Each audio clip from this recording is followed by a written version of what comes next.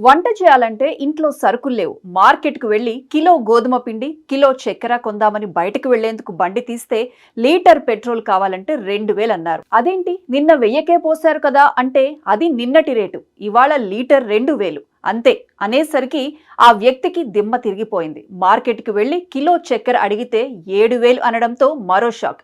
ఈ పరిస్థితి ఎక్కడో కాదు, ఇజ్రాయెల్ యుద్ధం చేస్తున్న గాజాలో నెలకొన్న తాజా పరిస్థితి.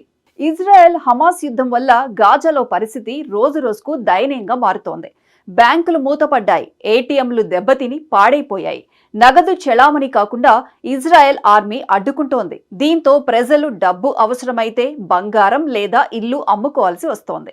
సరుకులు కొనేందుకు బంగారం, ఇల్లు, దుకాణాలు కూడా అమ్ముకోవాల్సి వస్తోందని జనం గగ్గోలు పెడుతున్నారు. బతికి ఉంటే బలుసాకు తిని బతుకుదాం అనే ఆశతో జనం ప్రాణాలు కాపాడుకునేందుకు పడుతున్న అవస్థలు వర్ణనాతీతంగా మారాయి. గాజాలో పరిస్థితి ఎలా ఉందంటే, డబ్బు కావాలంటే బ్యాంకులు, ఏటీఎంలు లేకపోవడంతో దళారుల్ని ఆశ్రయించాల్సి వస్తోంది. 2 రోజుల కిందటి వరకు 5% కమిషన్ తీసుకునే దళారులు పరిస్థితిని సొమ్ము చేసుకునేందుకు 40% కమిషన్ డిమాండ్ చేస్తున్నారు.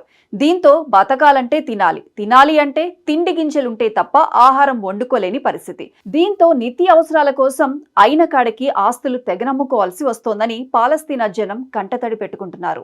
గాజాలో ఉద్రిక్త పరిస్థితులు నెలకొన్న వెంటనే దేశంలోని సంపన్నులంతా యుద్ధం మొదలవుతుందని పసిగట్టి తమ దగ్గర ఉన్న బంగారం, ఇతర ఆభరణాలు, బ్యాంకుల్లో దాచుకున్న నగదు మొత్తం తీసుకుని విదేశాలకు పారిపోయారు.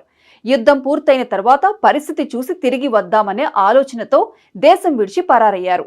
సంపన్నులు ఊహించిన దానికంటే దారుణమైన పరిస్థితి ఇప్పుడు గాజాలో నెలకొంది. గాజా ప్రజలు నగదు లావాదేవీల కోసం ఇజ్రాయెల్ కరెన్సీ షెకెల్ను ఉపయోగిస్తారు. అయితే యుద్ధం మొదలైన తర్వాత పాలస్తీనియన్లకు నగదు సరఫరాను ఇజ్రాయెల్ అడ్డుకుంటోంది. దీంతో నగదు సరఫరా దాదాపుగా నిలిచిపోయింది. జనం ఇతర వ్యాపారులు, దళారులను ఆశ్రయించాల్సి వస్తోంది.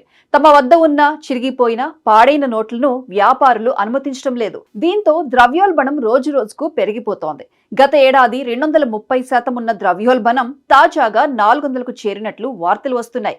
మరోవైపు జనం పొదుపు చేసి దాచుకున్న డబ్బంతా మంచినీళ్ల మాదిరిగా ఖర్చవుతుండటంతో కుటుంబాలన్నీ ఆర్థికంగా చితికిపోతూ నరకం అనుభవిస్తున్న పరిస్థితి నెలకొంది.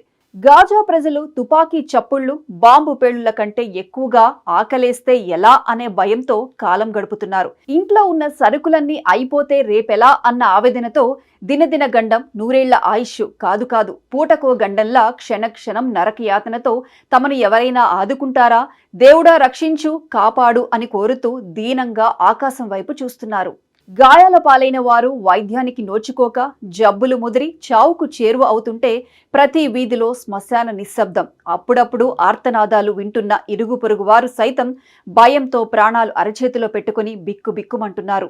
మానవ హక్కుల సంఘాల ప్రతినిధులు ప్రాణాలకు తెగించి అక్కడి సమాచారాన్ని బయటి ప్రపంచానికి తెలియజేసేందుకు నానా తంటాలు పడుతున్నారు.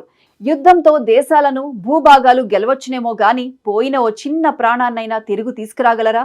పూట గడవాలంటే బంగారం, నగలు, నట్రా అమ్ముకుంటూ ఎన్నాళ్లు బతకగలరు? బతుకు కోసం ప్రాణాలే పణంగా పెట్టి పోరాడుతున్న ప్రజల దీన అవస్థలను ప్రపంచం మొత్తం చూస్తోంది. కానీ స్పందించేదెవరు?